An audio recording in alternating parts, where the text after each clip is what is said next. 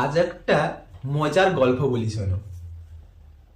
যদিও গল্পটা আমার জানাশোনা বা আমার বাড়ির পাশাপাশি।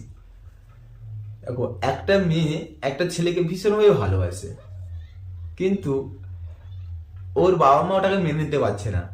তাই মেয়ে আর ছেলেটা পালিয়ে বিয়ে করার সিদ্ধান্ত নিয়েছে।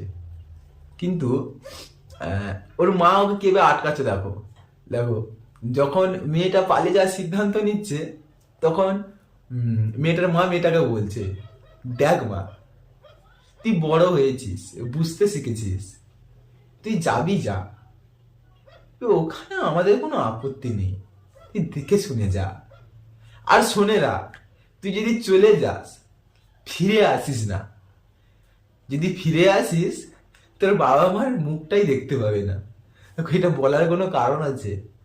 প্রত্যেকটা ছেলে মেয়েরই বাবা মার উপর ভরসা থাকে, বিশ্বাস থাকে, ভালোবাসা থাকে।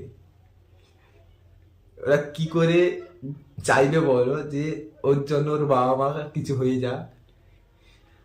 আজকাল সমাজে বেশিরভাগই দেখছি এই করে বাবা মা ছেলে মেয়েদের আটকাচ্ছে। তবে এরকম এরকম ঘটনা তোমাদের কার কার হয়েছে কমেন্ট করে জানাতে পারো। টাটা।